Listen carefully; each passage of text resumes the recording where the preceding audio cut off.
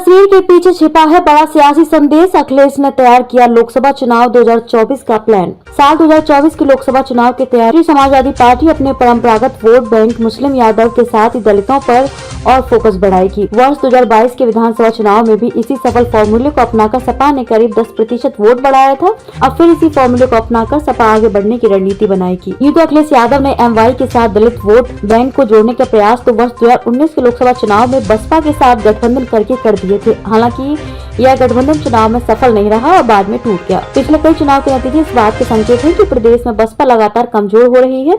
ऐसे में अखिलेश की नजर बसपा से छिटकने वाले दलित मतदाताओं पर है। वर्ष 2022 के विधानसभा चुनाव में भी अखिलेश ने अपने परंपरागत मतदाताओं के साथ दलित मतदाताओं को जोड़ने की कोशिश की। इसके लिए संगठन में भी दलित नेताओं पर फोकस बढ़ाया है। सपा ने लोहिया वाहिनी की तर्ज पर बाबा साहेब भीमराव अम्बेडकर वाहिनी बनाई। यह वाहिनी पूरे प्रदेश में दलितों को जोड़ने का काम कर रही है। अखिलेश सार्वजनिक मंच से लोहिया के साथ अम्बेडकर का भी नाम लेते हैं। अखिलेश का यह प्रयोग वर्ष 2022 में सफल भी रहा। वर्ष 2017 के विधानसभा चुनाव में सपा को 21.82% मत के साथ 47 सीटें मिली थी, जबकि 2022 के चुनाव में 32.05% मतों के साथ 111 सीटों पर जीत दर्ज की थी।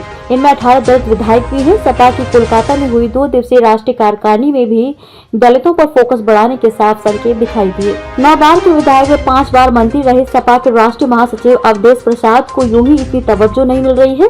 इसके पीछे सपा की सोची समझी रणनीति है। अवधेश प्रसाद पारसी बिरादरी से आते हैं। सबसे पहले अखिलेश ने उन्हें राष्ट्रीय कार्यकारिणी में राष्ट्रीय महासचिव बनाया। विधानसभा में ठीक अपने बगल की सीट आवंटित की। कोलकाता में राष्ट्रीय कार्यकारिणी की बैठक में जाते समय हवाई जहाज में जो सेल्फी अखिलेश ने ली, उसमें उनके साथ अवधेश प्रसाद व शिवपाल यादव थे। यही तस्वीर सपा ने ट्वीट भी की। कार्यकारिणी की बैठक में भी अखिलेश ने अवधेश प्रसाद को मंच पर ठीक अपने बगल में बैठाया। सपा ने किसानों के साथ हो रहे अन्याय, बेरोजगारी, जाति जनगणना, बढ़ती महंगाई, कानून व्यवस्था, उत्पीड़न के मुद्दों को लेकर अपनी चुनावी रणनीति को धार देने का इरादा किया है।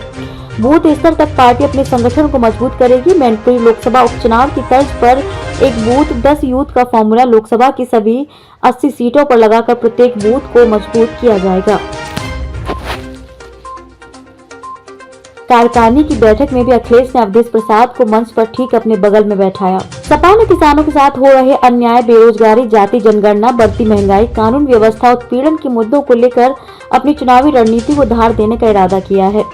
बूथ स्तर तक पार्टी अपने संगठन को मजबूत करेगी। मैनपुरी लोकसभा उपचुनाव की तर्ज पर एक बूथ 10 यूथ का फॉर्मूला लोकसभा की सभी 80 सीटों पर लगाकर प्रत्येक बूथ को मजबूत किया जाएगा।